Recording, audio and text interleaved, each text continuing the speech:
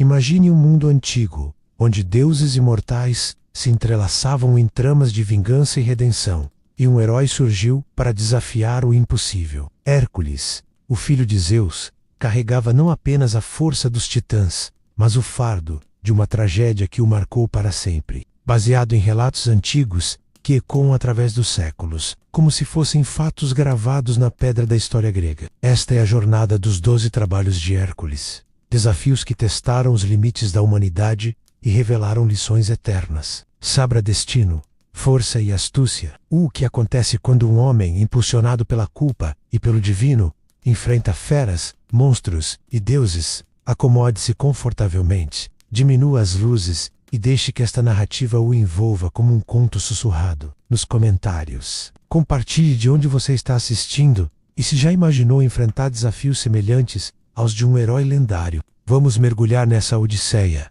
Hércules não era apenas uma lenda. Para os antigos gregos, ele representava o arquétipo do herói que, através de sofrimentos reais e documentados em mitos passados de geração em geração, buscava a redenção. Nascido de Zeus e da mortal Alcmena, ele atraiu a ira de Hera, a rainha dos deuses, que o amaldiçoou com uma loucura temporária. Em um acesso de fúria insana, Hércules matou sua esposa Mégara e seus filhos, um ato horrendo que o assombraria. Paracete, consultando o oráculo de Delfos, ele foi condenado a servir o rei Euristeu por 12 anos, realizando tarefas impossíveis que pareciam destinadas ao fracasso. Mas, como relatos históricos da mitologia grega nos contam, Hércules transformou cada provação em triunfo, provando que mesmo os erros mais graves podem levar à glória. As colinas de Nemeia se erguiam como um desafio silencioso, com rochas afiadas cortando o céu dourado do amanhecer. O ar ira seco, carregado com o cheiro de terra queimada e o eco distante de um rugido que parecia vir das entranhas da própria terra. Hércules caminhava por esse cenário desolado,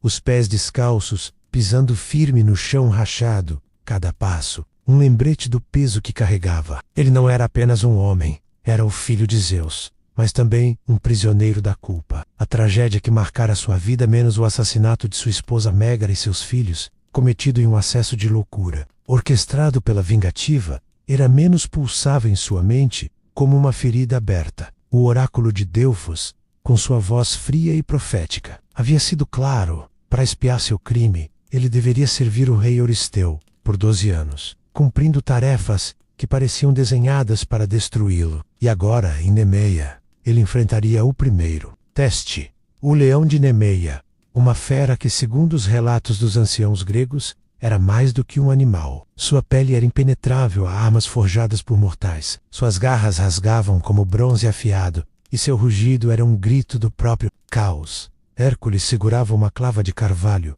esculpida de uma árvore que ele mesmo havia arrancado do solo. A arma era rústica, quase primitiva, mas era tudo o que ele tinha. Sua capa, puída pelas longas jornadas, tremulava ao vento enquanto ele se aproximava da caverna, onde o leão se escondia. A escuridão do lugar parecia engolir a luz, e o silêncio era quebrado apenas pelo som de sua própria respiração. Ele sabia que não estava apenas enfrentando uma fera, mas um símbolo do que precisava superar dentro de si. Cada rugido do leão ecoava com uma voz de Hera, zombando de sua fraqueza, lembrando-o de que ele era um peão em um jogo divino.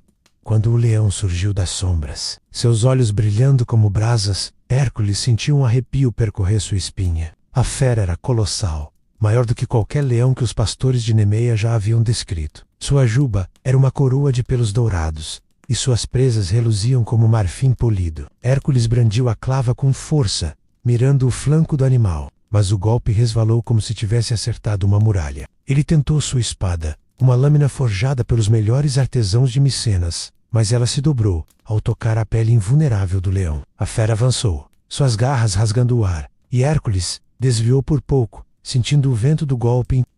O chão tremeu sob o peso do animal, e por um instante, o herói sentiu o peso de sua própria mortalidade. Mas Hércules não era apenas força bruta. Algo dentro dele, talvez o sangue divino de Zeus, talvez a dor de sua culpa, acendeu uma chama de determinação. Ele jogou a clava e a espada de lado, escolhendo enfrentar o leão com as próprias mãos. Com um grito que misturava fúria e angústia, ele se lançou contra a fera, agarrando seu pescoço musculoso. O leão rugiu, tentando se livrar, suas garras arranhando o peito de Hércules.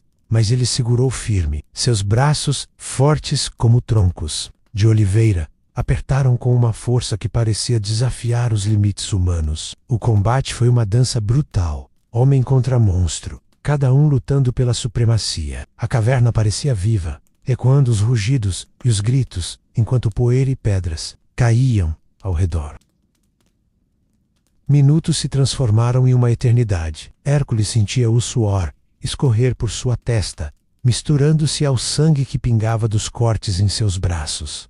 Mas ele não desistiu. Com o último esforço, ele apertou o pescoço do leão, até que o rugido se tornou um gemido, e a fera caiu, inerte, aos seus pés. Ofegante, Hércules ficou de pé sobre o corpo do animal, seu peito subindo e descendo com a respiração pesada. Ele havia vencido, não com armas, mas com a força de sua vontade, usando uma faca de pedra menos, pois nenhuma lâmina de metal podia cortar a pele do leão. Ele passou horas arrancando o couro da fera, um trabalho árduo que testou sua paciência tanto quanto sua força. Quando terminou, ele vestiu a pele como uma armadura, sua textura áspera contra a pele machucada. Era mais do que um troféu, era um símbolo de que ele havia enfrentado o caos e sobrevivido. Hércules retornou a Micenas com a pele do leão sobre os ombros, uma visão que fez os guardas do palácio recuarem em temor. O rei Euristeu, um homem de olhos estreitos e coração covarde, escondeu-se dentro de um jarro de bronze ao ver o herói. A imagem de Hércules, coberto com o couro impenetrável, era um lembrete de que ele não era apenas um servo, mas uma força da natureza. No entanto, Euristeu, guiado pela inveja e pela influência de Hera, não lhe deu descanso. A próxima tarefa já estava preparada. Hércules deveria enfrentar a Hidra de Lerna, uma criatura que habitava os pântanos fétidos ao sul de Argos. Os relatos dos anciãos descreviam a Hidra como um monstro com múltiplas cabeças, cada uma capaz de regenerar-se, seco, e um veneno tão letal que um único arranhão podia matar. Hércules partiu para Lerna, com o peso da culpa ainda mais intenso. Cada vitória parecia apenas um lembrete de que sua redenção estava longe. Ele não estava sozinho. Porém, seu sobrinho Iolau, um jovem de cabelos castanhos e olhos cheios de admiração, insistiu em acompanhá-lo. Iolau não tinha a força de Hércules, mas sua lealdade era inabalável, e sua presença era um pequeno conforto em meio à solidão do herói. Juntos, eles atravessaram os pântanos de Lerna, onde o ar era denso, com um cheiro de podridão, e o chão parecia sugar os pés a cada passo. As águas escuras refletiam o céu cinzento, e o silêncio era quebrado apenas pelo som de insetos e pelo ocasional gorgolejo da lama. Quando a Hidra surgiu, suas cabeças sibilando como um ninho de serpentes, Hércules sentiu o coração acelerar. Cada cabeça parecia encará-lo, com olhos que brilhavam com malícia, como se ele estivesse rindo através do monstro. Ele sacou sua espada e, com um golpe preciso, cortou uma das cabeças. Mas, para seu horror, duas novas cabeças cresceram no lugar da que fora cortada, sibilando ainda mais alto. Hércules atacou novamente, cortando outra cabeça, mas o resultado foi o mesmo. O desespero começou a crescer em seu peito, uma sombra que ameaçava engoli-lo. Foi então que Iolau, com uma tocha improvisada em mãos, gritou uma ideia. Enquanto Hércules cortava as cabeças, Iolau queimava os cotos com fogo, cauterizando a carne para impedir a regeneração. A sincronia entre tio e sobrinho transformou o combate em uma dança mortal. Hércules manejava a espada com precisão, cada golpe acompanhado pelo crepitar da tocha de Iolau. Cabeça após cabeça, a Hidra foi enfraquecendo, seus sibilos tornando-se gemidos. Restava apenas a cabeça imortal, que Hércules esmagou com sua clava e enterrou sob uma rocha gigantesca. O monstro estava morto. Exausto, Hércules mergulhou suas flechas no sangue venenoso da Hidra, transformando-as em armas mortais. Era um ato prático, mas carregado de ironia. Menos aquele veneno, que lhe dava poder, seria sua ruína no futuro. Com o pântano agora silencioso, Hércules e Iolau trocaram um olhar de alívio, mas o herói não sorriu. Ele sabia que Euristeu já preparava o próximo desafio. Enquanto caminhavam de volta a Micenas, com o veneno da Hidra guardado cuidadosamente, Hércules sentiu o peso de sua jornada crescer. O próximo trabalho o levaria às terras sagradas de Cerineia,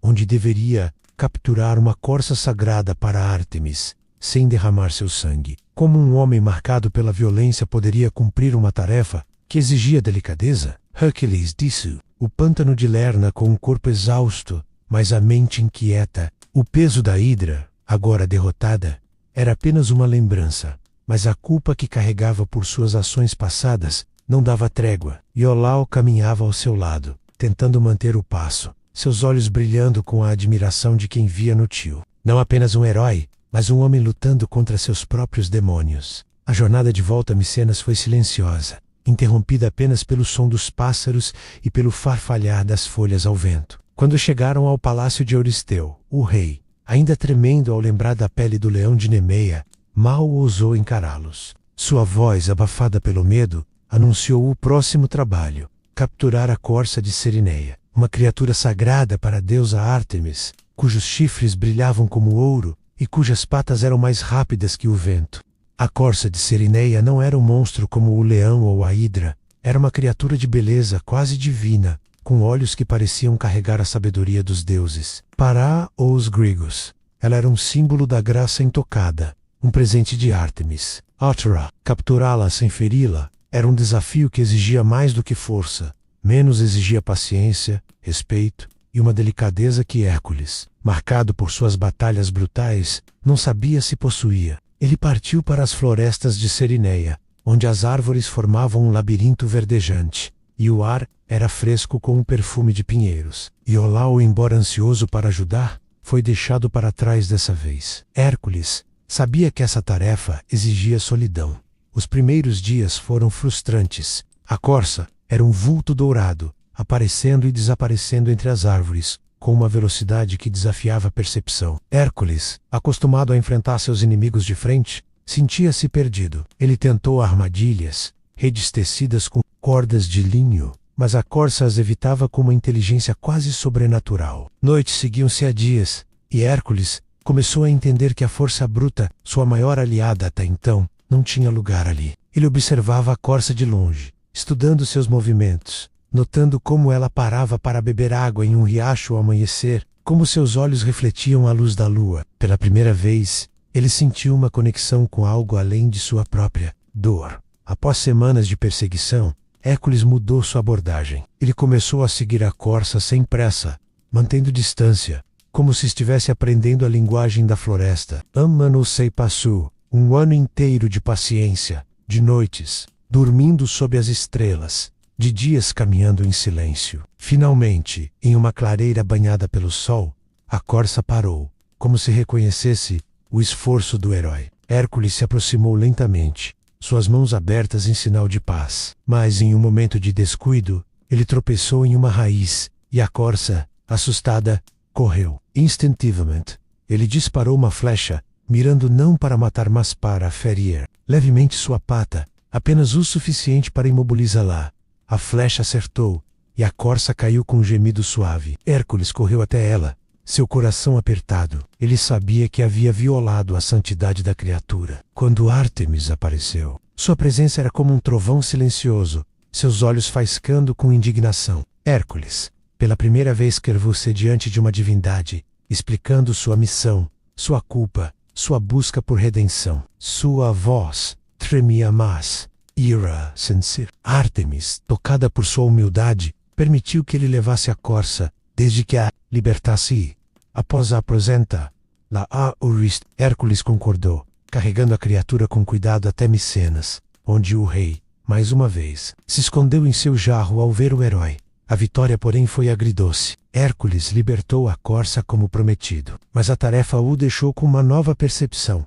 Heroísmo não era apenas sobre derrotar inimigos, mas sobre respeitar o que é sagrado. Ele mal teve tempo de refletir, antes que Euristeu anunciasse o próximo trabalho: capturar o javali de Erimanto, uma fera colossal que devastava as montanhas do norte. Os relatos descreviam o javali como uma força da natureza, com presas que arrancavam árvores e um temperamento que desafiava até os deuses. Hércules partiu para Erimanto, onde o inverno cobria as montanhas com um manto de neve. O frio, sua pele, mesmo sob a pele do leão de Nemeia, mas ele não hesitou. Ele rastreou o javali por dias, seguindo pegadas profundas na neve, até encontrá-lo em um desfiladeiro. A fera era ainda mais aterrorizante do que ele imaginava. com olhos vermelhos e um corpo que parecia esculpido em pedra. Hércules tentou enfrentá-lo diretamente, mas o javali era rápido, suas presas rasgando o ar com violência. Em vez de lutar, Hércules usou a paisagem a seu favor. Ele perseguiu o javali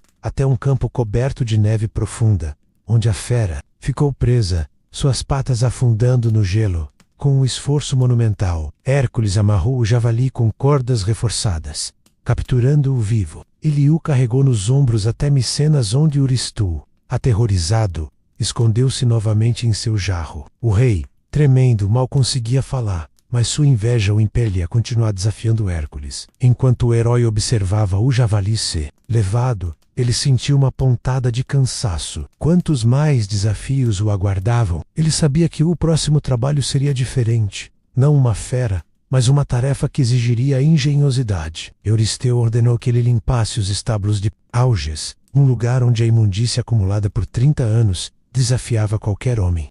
Hércules deixou Micenas com o peso do javali de Erimanto ainda ecoando em seus ombros. A visão do rei Euristeu, mais uma vez encolhido em seu jarro de bronze, não trouxe satisfação. Cada tarefa cumprida era um lembrete de que sua redenção estava longe, e a culpa por Mégara e seus filhos parecia crescer, não diminuir, com cada vitória. O sol escaldante de Argos castigava sua pele enquanto ele caminhava para o próximo desafio. Um que não exigiria lutar contra feras, mas enfrentar algo mais insidioso, a imundície dos estábulos de Auges. Os anciãos contavam que esses estábulos, pertencentes ao rei Auges, não eram limpos há 30 anos. Milhares de bois viviam ali, e o acúmulo de esterco transformara o lugar em um pântano de podridão, um símbolo de negligência que envenenava a terra ao redor. Euristeu, com um sorriso malicioso, ordenara que Hércules limpasse tudo em um único dia, menos uma tarefa que parecia zombar de sua força. Quando Hércules chegou a Élida, onde os estábulos ficavam, o fedor o atingiu, antes mesmo de ver o lugar. O ar era denso, quase palpável, carregado com o cheiro de decomposição. Os estábulos se estendiam por uma vasta planície, um labirinto de cercas quebradas e montes de esterco que pareciam montanhas. Os homens de Auges, trabalhadores calejados pela vida dura, observavam Hércules com uma mistura de pena e curiosidade. Eles sabiam que nenhuma vassoura, nenhuma pá poderia vencer aquela imundície em um dia. Até Auges, um rei de aparência jovial, mas coração ganancioso, riu ao cumprimentar o herói. Ele ofereceu uma aposta. Se Hércules conseguisse, receberia 1/10 de seus rebanhos. Hercules aceitou, não pelo gadou, mas porque via na tarefa uma chance de provar que sua força ia além dos músculos. Ele caminhou ao redor dos estábulos, estudando o terreno. O chão estava encharcado, e riachos de água suja corriam entre os montes de esterco. Foi então que ele notou algo: 2 rios, o Alfeu e o Peneu, corriam próximos, suas águas brilhando sob o sol. Uma ideia começou a se formar em sua mente, uma que não dependia de força bruta, mas de engenhosidade. Hércules passou horas examinando o curso dos rios, mapeando o terreno em sua cabeça. Ele não precisava lutar contra a imundície. Ele podia usar a própria natureza para vencê-la. Com uma pá improvisada, ele começou a cavar, suando sob o calor, enquanto os homens de Auges observavam, incrédulos. Ele abriu canais largos, desviando as águas dos rios para que corressem diretamente através dos estábulos. Quando o sol estava no auge, Hércules quebrou as últimas barreiras de terra, e as águas dos rios, Alfeu e Peneu, rugiram como uma tempestade. A corrente invadiu os estábulos, arrastando o esterco, a palha podre e anos de negligência em uma onda furiosa. Em poucas horas, o que havia sido um pântano fétido tornou-se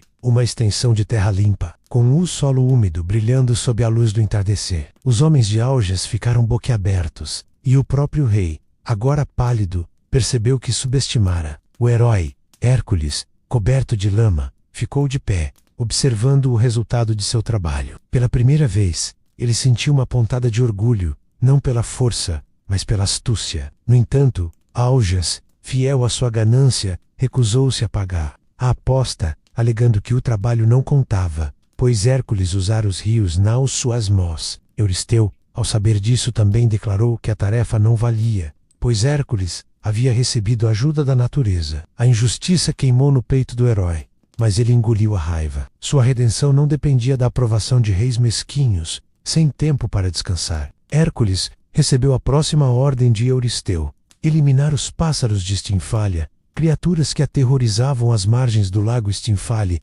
na Arcádia. Os relatos dos anciãos descreviam essas aves como monstros com penas de bronze, bicos, que perfuravam armaduras, e uma fome insaciável por carne humana. Para os gregos, elas eram uma praga enviada por Ares, o deus da guerra, e sua presença transformava as florestas ao redor do lago em um lugar de morte. Hércules partiu sozinho. Sua clava e suas flechas envenenadas com o sangue da hidra, penduradas às costas. O lago Estínfale era um lugar sombrio, com árvores esqueléticas emergindo da água turva, e um silêncio quebrado apenas pelo grito agudo das aves quando chegou. Hércules viu as aves empoleiradas nas árvores, seus olhos brilhando como moedas de cobre. Ele tentou atirar suas flechas, mas as criaturas eram ágeis, voando em bandos que obscureciam o céu. As flechas envenenadas acertavam algumas, mas o número delas parecia infinito, e o barulho de suas asas era ensurdecedor. Hércules sentiu a frustração crescer. Suas armas, tão eficazes contra o leão e a hidra, pareciam inúteis ali. Foi então que ele sentiu uma presença, um sussurro no vento que carregava a sabedoria de Atena, a deusa da estratégia. Ele lembrou-se de um presente que recebera dela: castanholas de bronze forjadas por Hefesto, o deus ferreiro. As castanholas eram leves, mas seu som era poderoso, capaz de ecoar como trovões. Hércules escalou uma colina próxima ao lago, onde o vento carregaria o som. Ele bateu as castanholas com força, e o clênger metálico explodiu pelo ar, reverberando pelas árvores e assustando as aves. Elas alçaram voo em pânico, um enxame caótico que escurecia o céu. Hércules sacou seu arco, disparando flechas envenenadas com precisão mortal. Uma a uma, as aves caíam, suas penas de bronze tilintando ao atingir o chão. O lago, antes silencioso, agora ecoava com o som da vitória. Quando o último pássaro caiu, Hércules ficou de pé, ofegante, as castanholas ainda em suas mãos. Ele olhou para o céu, agora claro, e sentiu a presença de Atena se dissipar. Mais uma vez, ele havia vencido, não apenas com força, mas com estratégia, mas a jornada estava longe de terminar. Euristeu, cada vez mais frustrado com as vitórias de Hércules, já preparava o próximo trabalho. O herói seria enviado a Creta, para capturar o touro cretense, uma criatura sagrada enviada por Poseidon. Hércules sabia que cada tarefa o levava mais fundo em um ciclo de provações, mas também mais perto de sua redenção. Enquanto caminhava para o porto, com o vento salgado do mar à sua frente, ele se perguntou o que o aguardava na ilha distante. Mar Egeu se estendia como um espelho de safira, sob o sol escaldante, suas ondas lambendo o casco do pequeno barco que levava Hércules à ilha de Creta. Ele estava de pé na proa, os cabelos castanhos agitados pelo vento salgado ou os olhos fixos. No horizonte onde a ilha começava a surgir, uma silhueta de montanhas contra o céu. A vitória sobre os pássaros de Estínfale ainda ecoava em sua mente, mas o peso da culpa por Mégara e seus filhos não dava trégua. Cada tarefa cumprida era um passo em direção à redenção, mas também um lembrete de que Hera, com sua vingança implacável, ainda observava. O próximo desafio, ordenado pelo rei Euristeu, era capturar o touro cretense, uma criatura sagrada enviada por Poseidon, deus dos mares. Os anciãos contavam que esse touro era mais do que um animal, era uma força divina, com chifres que brilhavam como bronze polido e uma fúria que sacudia a terra. Para os gregos, ele era um símbolo do poder bruto, um presente de Poseidon que agora aterrorizava os campos de Creta, quando Hércules desembarcou. A ilha o recebeu com uma mistura de calor opressivo e o canto das cigarras. Ele caminhou por vilarejos de pedra branca, onde os moradores o observavam com uma mistura de temor e esperança. O touro, diziam, destruía plantações, derrubava muros e desafiava qualquer homem que tentasse contê-lo. O rei Minos, soberano de Creta, recebeu Hércules no palácio de Knossos, seus olhos astutos avaliando o herói. Minos, segundo os relatos, não se opôs à missão, mas sua expressão sugeria que ele duvidava do sucesso de Hércules. Afinal, o touro era uma criatura sagrada, e domá-lo parecia uma afronta aos deuses. Hércules encontrou o touro nos campos ao norte da ilha, onde o solo estava marcado por sulcos profundos, como se a própria terra tivesse sido rasgada por sua fúria. A fera era colossal, com músculos que ondulavam sob a pele branca como mármore, e olhos que ardiam com uma raiva quase divina. Hércules, ainda usando a pele do leão de Nemeia, sentiu o chão tremer quando o touro o viu e avançou, os chifres, apontados como lanças. Ele não hesitou. Com um grito que ecoou pelos campos, Hércules correu ao encontro da fera, esquivando-se de um golpe que teria partido um homem ao meio. Ele agarrou os chifres do touro, sentindo a força bruta do animal em cada movimento. O combate foi uma dança de poder, homem contra besta, cada um testando o limite do outro. Hércules usou sua força para torcer os chifres, forçando o touro a abaixar a cabeça. Seus pés afundavam no solo enquanto ele segurava firme, o suor escorrendo por sua testa. O touro bufava chutando a terra, mas Hércules não cedeu. Com um esforço que parecia arrancar o ar de seus pulmões, ele derrubou a fera ao chão, imobilizando-a com o peso de seu corpo. Os camponeses que observavam à distância gritaram em espanto, incapazes de acreditar que um mortal poderia subjugar tal criatura. Hércules amarrou o touro com cordas reforçadas e, com um último olhar para os campos devastados, começou a longa jornada de volta a Micenas. Conduzindo o animal pelo mar e pela terra, quando chegou ao palácio de Euristeu, o rei, como sempre, escondeu-se em seu jarro, tremendo ao ver o touro. Mas a vitória de Hércules foi breve. Euristeu, manipulado por Hera, já tinha outra tarefa pronta, uma que levaria o herói às terras selvagens da Trácia. Ele deveria capturar as éguas de Diomedes, cavalos selvagens pertencentes ao cruel rei Diomedes. Os relatos dos anciãos descreviam essas éguas como criaturas demoníacas, alimentadas com carne humana, suas crinas manchadas de sangue e seus cascos capazes de esmagar ossos. Para os gregos, elas representavam a selvageria desenfreada, um reflexo do próprio Diomedes, um tirano que governava com terror. Hércules partiu para a Trácia, atravessando montanhas e rios, seu coração pesado com o peso acumulado de suas provações. Quando chegou ao reino de Diomedes, a terra parecia impregnada de medo. Os habitantes viviam sob a sombra do palácio, onde o relinchar das éguas ecoava como um presságio de morte. Hércules, acompanhado por um pequeno grupo de aliados, que se juntaram a ele no caminho, planejou sua abordagem. Ele sabia que não poderia simplesmente entrar e levar as éguas. Diomedes era um rei astuto, protegido por guardas leais e pela ferocidade de suas bestas. Sob a cobertura da noite, Hércules e seus companheiros infiltraram-se no oeste, onde as éguas eram mantidas. O fedor de sangue e carne podre era quase insuportável. As éguas, com olhos brilhando como brasas, relincharam ao vê-lo, suas correntes de bronze tilintando. Hércules cortou as correntes com sua espada, mas o barulho alertou os guardas. Uma batalha feroz começou, com Hércules enfrentando os soldados de Diomedes enquanto seus aliados tentavam controlar as éguas. O herói lutava com uma precisão mortal, sua clava esmagando escudos e suas flechas envenenadas encontrando seus alvos. Mas as éguas eram incontroláveis, atacando até mesmo os homens que tentavam dominá-las. No caos, Hércules tomou uma decisão ousada. Ele enfrentou Diomedes diretamente, encontrando o rei em seu salão de pedra. Diomedes, um homem de rosto marcado e olhos cruéis, riu ao ver Hércules, zombando de sua missão. Mas Hércules não estava ali para negociar. Com um movimento rápido, ele desarmou o rei e o arrastou até o estábulo. Lá, em um ato de justiça poética, Hércules jogou Diomedes às éguas, que o devoraram com a mesma voracidade com que haviam consumido suas vítimas. O silêncio que se seguiu foi ensurdecedor. As éguas, agora saciadas, ficaram submissas, e Hércules as conduziu para fora do palácio, amarrando-as com cordas reforçadas. A jornada de volta a Micenas foi longa, com as éguas relinchando em protesto, mas Hércules manteve o controle. Quando chegou, Euristeu, mais uma vez escondido em seu jarro, aceitou as éguas, mas sua expressão mostrava que a inveja só crescia. Hércules, exausto, sentiu o peso de suas ações. A morte de Diomedes, embora justa, era mais um fardo em sua consciência. Ele sabia que o próximo trabalho o levaria a terras ainda mais distantes, onde enfrentaria não uma fera, mas a rainha das Amazonas,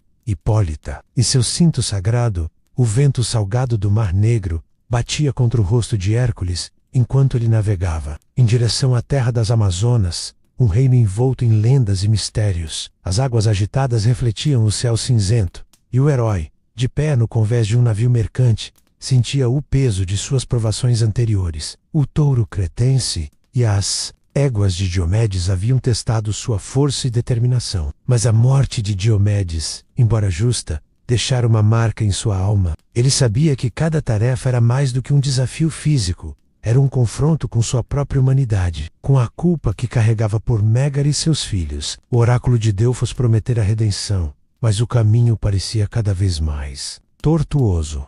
Agora, Euristeu, guiado pela inveja e pela influência de Hera, ordenara que Hércules obtivesse o cinto da rainha Hipólita, líder das Amazonas. Para os gregos, esse cinto, um presente do deus Ares, era mais do que um ornamento. Era um símbolo de poder e soberania, forjado com couro e bronze, adornado com pedras que brilhavam como estrelas. Hércules desembarcou nas margens do rio Termodonte, onde as Amazonas governavam com uma mistura de graça e ferocidade. As histórias dos anciãos pintavam as Amazonas como guerreiras invencíveis, mulheres que viviam sem a sombra dos homens, suas vidas dedicadas à guerra e à independência. Hércules, ciente de sua reputação como destruidor de feras, sabia que esse trabalho exigiria algo diferente. Ele não queria lutar, não contra um povo que, como ele, carregava o peso de sua própria história. Com a pele do leão de Nemeia sobre os ombros e suas flechas, envenenadas penduradas às costas, ele caminhou até o acampamento das Amazonas, suas mãos abertas em sinal de paz.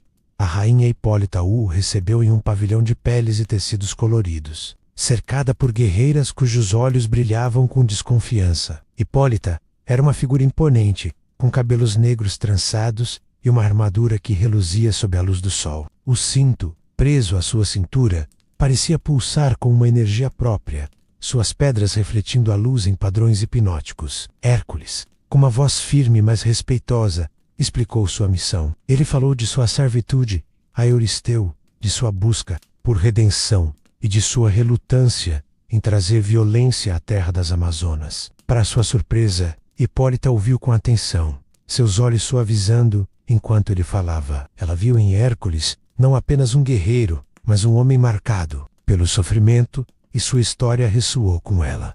Após um longo silêncio, Hipólita concordou em entregar o cinto. Ela admirava a honestidade de Hércules e via nele um reflexo de sua própria luta por honra. Ela removeu o cinto com cuidado, colocando-o nas mãos do herói como um gesto de confiança. Por um momento, Hércules sentiu algo que não sentia há muito tempo. Esperança. Talvez, pensou ele, nem todos os desafios precisassem ser resolvidos com sangue. Mas Hera, sempre vigilante, não permitiria que a tarefa fosse tão simples. A deusa, com sua astúcia divina, espalhou rumores entre as Amazonas sussurrando que Hércules planejava sequestrar sua rainha e saquear sua terra. O acampamento, até então pacífico, explodiu em caos. As guerreiras, inflamadas pelo boato, pegaram suas lanças e arcos cercando Hércules. Ele tentou explicar, sua voz ecoando sobre os gritos.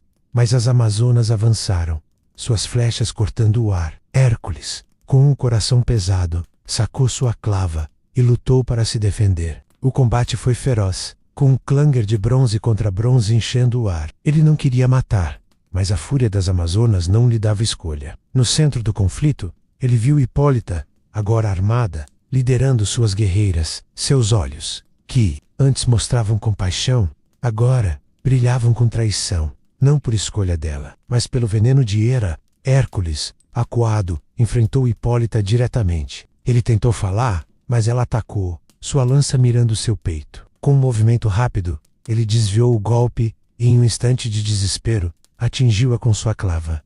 O golpe foi mortal. Hipólita caiu, o cinto ainda em suas mãos, seu sangue manchando o solo. O silêncio que se seguiu foi mais pesado do que qualquer batalha. As Amazonas, chocadas com a morte de sua rainha, recuaram, e Hércules, com lágrimas nos olhos, pegou o cinto do chão. Ele não sentia vitória, apenas o peso de mais uma tragédia. Ele havia vindo em paz, mas era transformar a sua missão em sangue. Com o cinto em mãos, Hércules deixou o acampamento, o silêncio das Amazonas, o seguindo como uma maldição. A viagem de volta a Micenas foi longa, marcada por noites sem sono e pelo eco da voz de Hipólita em sua mente. Ele se perguntava se sua redenção valia tanto sofrimento. Quando apresentou o cinto a Euristeu, o rei, como sempre escanduça em seu jarro, incapaz de enfrentar o olhar do herói. Mas Hércules não viu medo nos olhos de Euristeu, viu apenas a sombra de Hera, manipulando cada passo de sua jornada.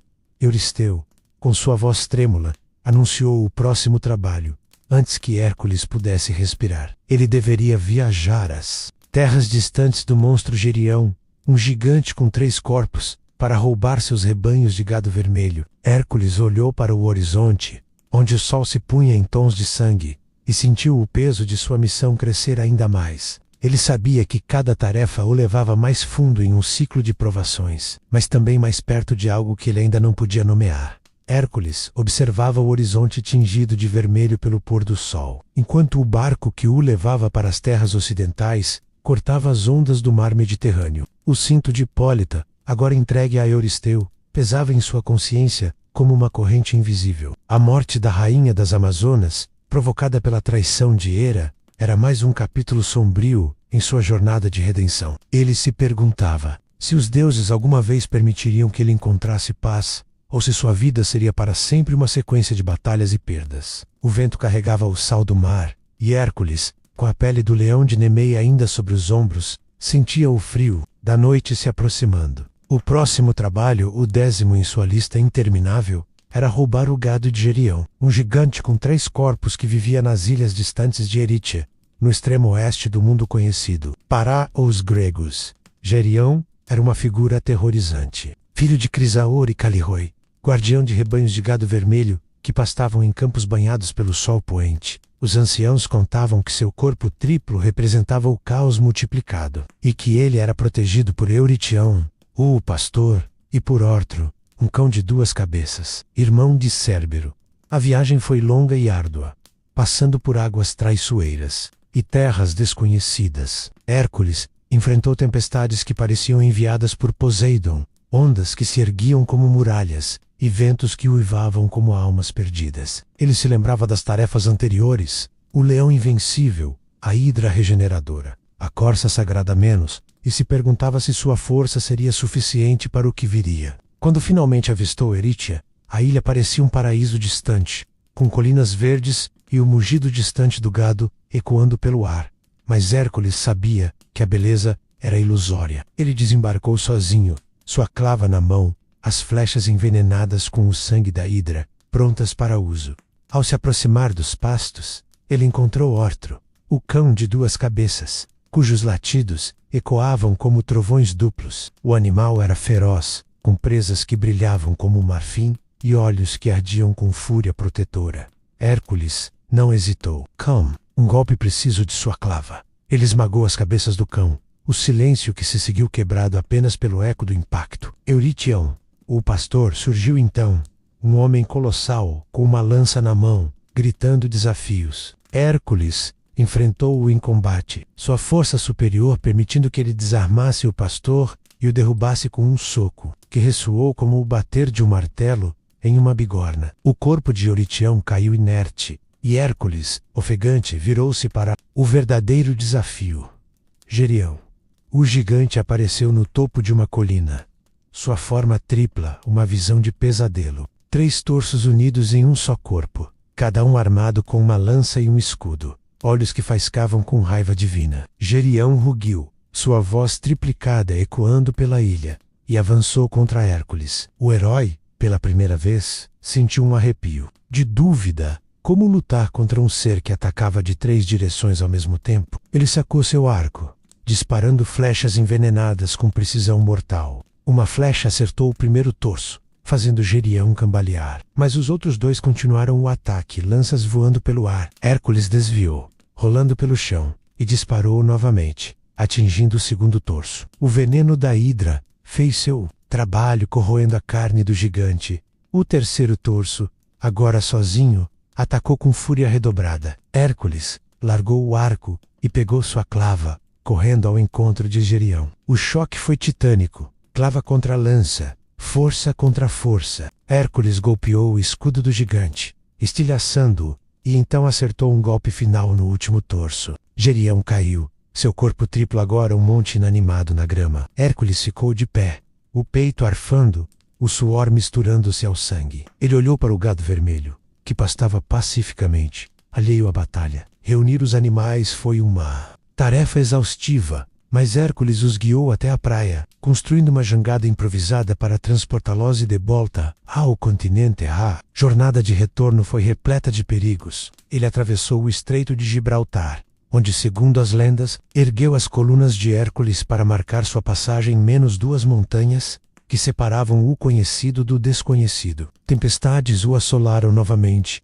e criaturas marinhas, talvez enviadas por Hera, tentaram afundar sua embarcação. Mas Hércules perseverou, sua determinação inabalável. Quando finalmente chegou a Micenas com gado, Euristeu, escondido em seu jarro, mal ousou olhar. O rei sacrificou os animais aos deuses, mas, para Hércules, era mais uma vitória vazia. Ele sentia o cansaço se acumulando, como camadas de uma armadura que o sufocava. Euristeu, com sua voz fraca mas maliciosa, anunciou o próximo trabalho sem demora. Hércules deveria buscar as maçãs de ouro do Jardim das Hespérides, um lugar sagrado guardado por ninfas e um dragão. Os anciãos descreviam o jardim como um paraíso eterno, onde as maçãs conferiam imortalidade, um presente de Gaia para Hera no dia de seu casamento com Zeus. Hércules sabia que essa tarefa envolveria mais do que força, menos envolveria astúcia e negociação com forças divinas. Ele partiu para o oeste novamente, o sol poente guiando seus passos, perguntando-se se algum dia veria o fim de sua odisseia. Hércules caminhava pelas terras ocidentais, o sol poente pintando o céu em tons de laranja e púrpura. Enquanto ele se aproximava do Jardim das Hespérides, o roubo do gado de Gerião ainda ecoava em seus músculos doloridos. Mas a mente do herói estava fixa em uma nova provação. Cada passo o levava mais longe do mundo conhecido, para um lugar onde o mito se entrelaçava com a realidade divina. O Jardim das Hespérides, segundo os relatos dos anciãos gregos, era um oásis eterno, guardado pelas ninfas filhas de Atlas e pela serpente Ladão, um dragão de 100 cabeças que nunca dormia. As maçãs de ouro que cresciam ali eram um presente de Gaia para Hera, símbolos de imortalidade e beleza intocada. Euristeu, com sua voz trêmula mas insistente, ordenara que Hércules trouxesse essas maçãs, uma tarefa que parecia desafiar não apenas sua força, mas sua astúcia e sua capacidade de negociar com os titãs. A jornada até o jardim foi marcada por desafios que testavam o limite de sua endurance. Hércules atravessou desertos onde a areia queimava como fogo, rios caudalosos que ameaçavam arrastá-lo para as profundezas, e florestas densas onde sombras pareciam sussurrar segredos antigos. Ele encontrou viajantes que contavam histórias sobre o jardim, descrevendo como um paraíso, onde o ar era perfumado com o doce aroma das frutas douradas, e onde o tempo parecia parar. Mas Hércules sabia que o paraíso era guardado por perigos. Ele se lembrava das tarefas anteriores, menos a paciência com a corça de Cerineia, a engenhosidade nos estábulos de Álgias, e percebia que essa missão exigiria uma combinação de tudo o que aprendera.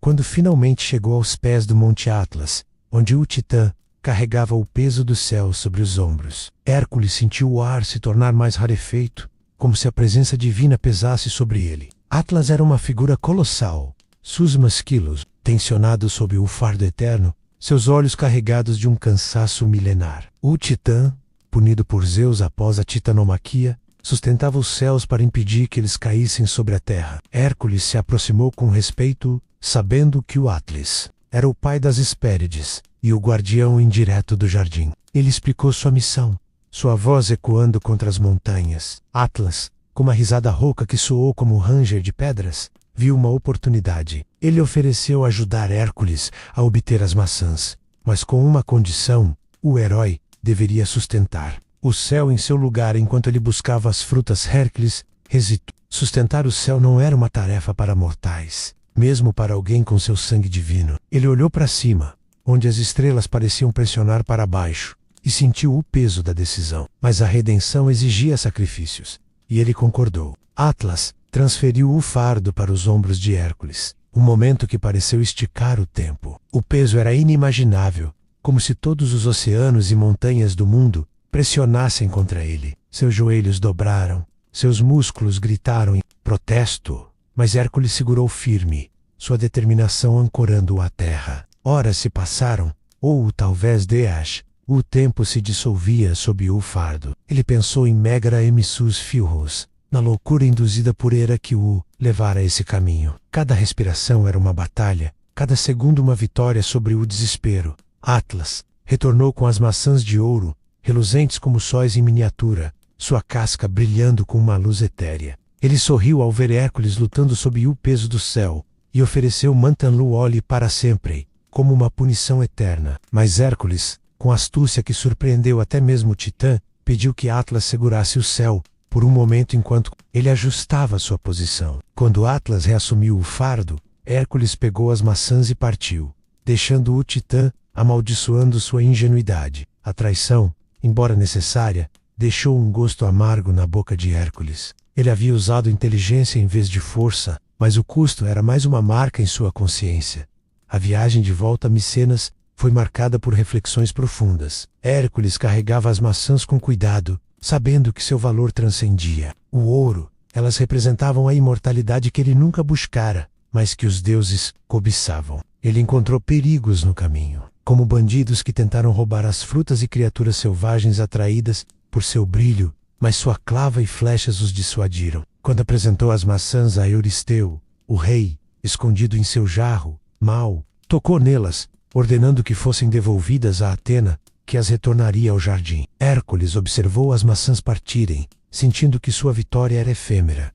Mas o descanso era ilusório. Euristeu, com olhos brilhando de malícia, anunciou: a tarefa final capturer Cerbero, o cão de 3 cabeças, que guardava os portões do submundo. Os anciãos descreviam Cérbero como uma besta aterrorizante, com presas venenosas e uma cauda de serpente, filho de Terfon e Equidna. Descender ao Hades e retornar vivo era algo que poucos mortais haviam tentado. Hércules sentiu um arrepio, não de medo, mas de antecipação. Essa seria sua provação suprema, um confronto com a morte em si. Ele partiu para o submundo, o rio Estige à sua frente, perguntando-se se, finalmente, encontraria a paz que buscava. Hércules ficou de pé à entrada da caverna de Tênaro, o portal mais conhecido para o submundo, onde o ar frio subia das profundezas, como o aliento de um gigante adormecido. O vento uivava através das rochas, carregando ecos de lamentos que pareciam vir de almas perdidas. A tarefa das maçãs de ouro ainda pesava em sua mente. A astúcia usada contra Atlas, uma vitória que o deixara com um gosto amargo de traição. Agora, ele enfrentava o desafio final: descer ao Hades para capturar Cérbero, o que o trouxe. Cabeças que guardava os portões do reino dos mortos. Para os antigos gregos, o submundo não era apenas um lugar de punição, mas um reino de sombras, onde os mortos existiam em uma eternidade cinzenta, governado por Hades e Perséfone. Cérbero, filho de Tefon e Equidna, era o guardião implacável, com presas que pingavam veneno, olhos que brilhavam como brasas e uma cauda que terminava em uma serpente viva. Os relatos dos anciãos o descreviam como uma manifestação do medo da morte, uma barreira que poucos mortais haviam transposto e retornado para contar. Hércules, vestindo a pele do leão de Nemeia e carregando sua clava, sentiu um arrepio raro percorrer sua espinha. Não era medo da besta, mas da confrontação com o inevitável. O reino, onde sua família assassinada poderia residir. Sombras de Mégara e seus filhos o acusando em silêncio. Ele consultou Hermes, o mensageiro dos deuses, que o guiou até a entrada, sussurrando conselhos sobre os perigos que o aguardavam. A descida começou em uma escada natural de pedra úmida, o caminho iluminado apenas por uma tocha que tremulava. Contra a escuridão absoluta, cada passo ecoava, e o ar ficava mais pesado, impregnado com o cheiro de umidade e decomposição. Hércules ouvia o gotejar de água distante como lágrimas eternas, e sentia a presença de forças antigas o observando. À medida que descia mais fundo, o herói encontrou o rio Estige, as águas negras e viscosas que separavam o mundo dos vivos do dos mortos. Caronte, o barqueiro,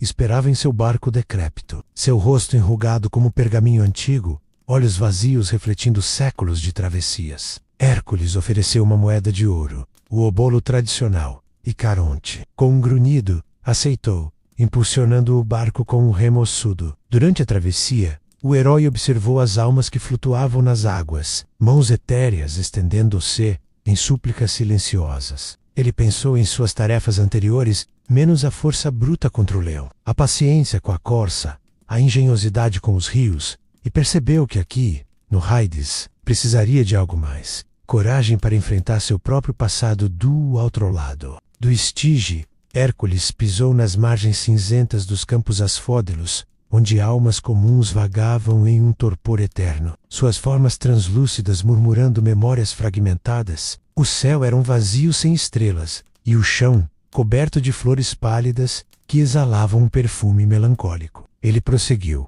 passando pelo tribunal dos juízes, Minos, Radamantes e Eco, que avaliavam as almas com balanças de justiça divina.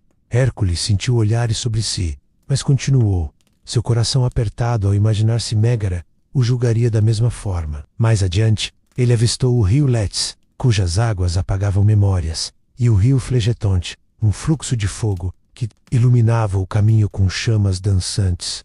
Finalmente, ele chegou ao palácio de Hades, uma estrutura colossal de pedra negra e obsidiana, com colunas que pareciam ossos gigantes. Hades, o senhor do submundo, estava sentado em um trono de ébano, sua coroa de sombras pulsando como uma aura viva. Ao seu lado, Perséfone, rainha da primavera aprisionada, observava com olhos tristes, sua presença um contraste de beleza em meio à escuridão. Hércules se curvou profundamente, sua voz ecoando no salão vasto. Ele explicou sua missão, a servitude, a Euristu, os trabalhos que o levaram até ali, e pediu permissão para levar Cérbero à superfície sem matá-lo. Hades, com uma voz como ranger de terra se abrindo, riu baixinho, impressionado com a audácia do mortal. Perséfone, tocada pela história de perda de Hércules, intercedeu, e o deus concordou, mas com a condição de que o herói subjugara a besta apenas com as mãos, sem armas ou venenos. Grato, Hércules prosseguiu para os portões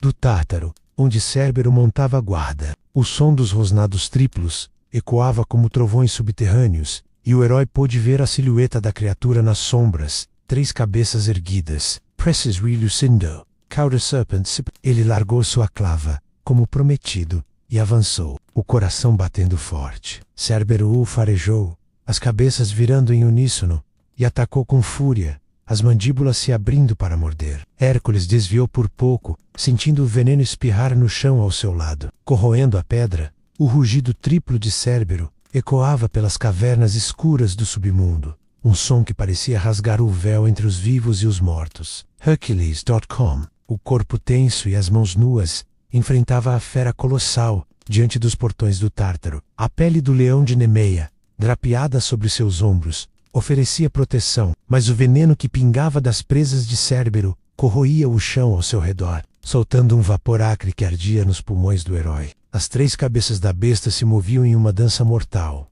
cada uma atacando de um ângulo diferente, enquanto a cauda serpente sibilava, tentando envolver suas pernas. Hércules sabia que essa batalha não era apenas contra uma criatura, mas contra o próprio conceito da morte, o guardião final, que separava sua redenção do fracasso. Ele havia prometido a Hades subjugar Cérbero sem armas, e cada fibra de seu ser estava determinada a cumprir essa promessa. O herói desviou de um ataque, sentindo o ar se deslocar, quando uma das cabeças passou rente ao seu rosto. Ele agarrou o pescoço central, com ambas as mãos, os músculos de seus braços inchando sob o esforço. Cérbero rugiu, as outras 2 cabeças mordendo seus ombros, mas a pele de leão absorveu o pior do impacto. A cauda serpente se enrolou em sua perna, apertando com força, e Hércules sentiu a pressão ameaçar esmagar seus ossos. Com um grito que ecoou pelo submundo, ele torceu o pescoço central, forçando a cabeça a se abaixar. Enquanto chutava a cauda para se libertar, luta era uma tempestade de força bruta, homem contra monstro, cada movimento uma batalha contra o desespero.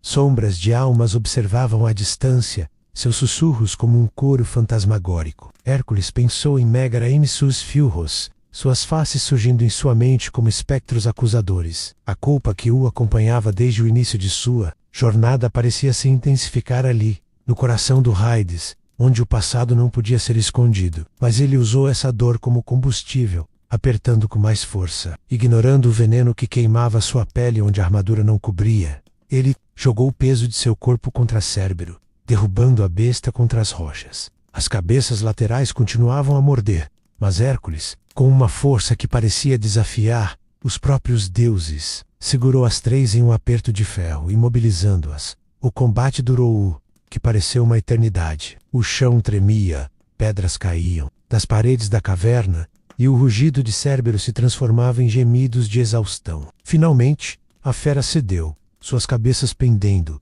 a cauda serpente relaxando. Hércules, ofegante, amarrou a besta com correntes improvisadas, feitas de raízes escuras que encontrou nas profundezas. Ele arrastou Cérbero para fora do Tártaro, cada passo uma batalha contra o peso da criatura e as sombras que tentavam puxá-lo de volta. O rio Estige reapareceu em seu caminho, e Caronte, com um olhar que misturava surpresa e desdém, levou-o de volta à margem dos vivos, Cérbero rosnando baixo no barco. A ascensão à superfície foi um teste final de resistência. A luz do sol parecia distante, quase um sonho. Enquanto Hércules subia pelas escadas de pedra, o cão de três cabeças ao seu lado, ele emergiu em Tênaro, o céu azul acima dele, um contraste gritante com a escuridão do submundo. Ao fresco encheu seus pulmões, mas ele não sentiu alívio. A presença de Cérbero, mesmo subjugado, era um lembrete do que ele havia enfrentado e do que ainda precisava enfrentar ao apresentar a besta a Euristeu, quando chegou a Micenas. O rei, como sempre, escondeu-se em seu jarro de bronze ao ver Cérbero. O pavor de Euristeu era quase cômico, mas Hércules não riu. Ele sentia o peso de todas as suas tarefas: o leão, a hidra, a corça, o javali, os estábulos, os pássaros, o touro, as éguas, o cinto, o gado, as maçãs menos convergindo naquele momento. Ele devolveu Cérbero ao submundo como ordenado por Hades, e ficou diante de Euristeu, esperando o veredicto final. O rei, com a voz trêmula, reconheceu que os 12 trabalhos estavam completos, mas Hércules sabia que sua jornada não terminava ali. A redenção não era um presente concedido por reis ou deuses, mas algo que ele precisava encontrar dentro de si.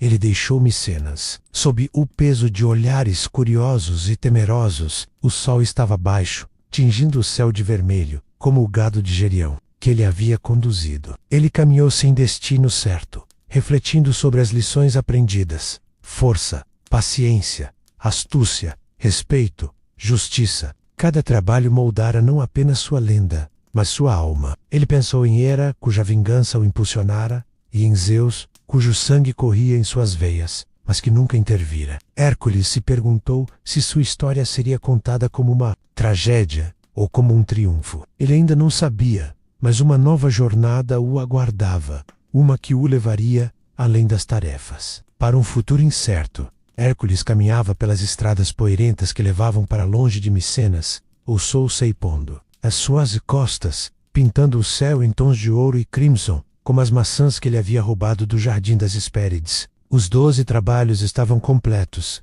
cada uma cicatriz em sua alma e em seu corpo. Testemunhos de uma jornada que transformara um homem, atormentado pela culpa, em uma lenda viva. Ele se lembrava de tudo com uma clareza dolorosa.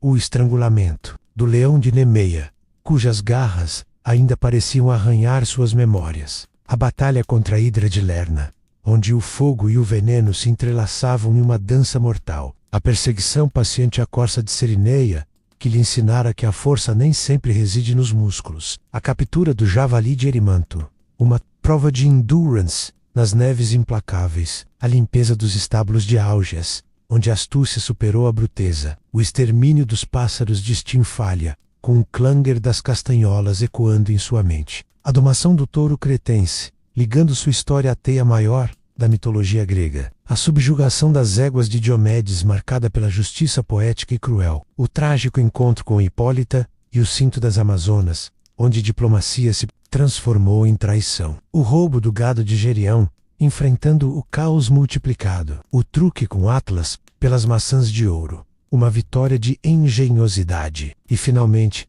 a descida ao Hades para capturar Cérbero. Um triunfo sobre a morte. MC. Cada labor não era apenas uma tarefa imposta por Euristeu e orquestrada por Hera, mas um espelho de sua própria luta interna. A loucura que o levara a matar Mégara e seus filhos, induzida pela vingança divina, havia sido o catalisador para essa.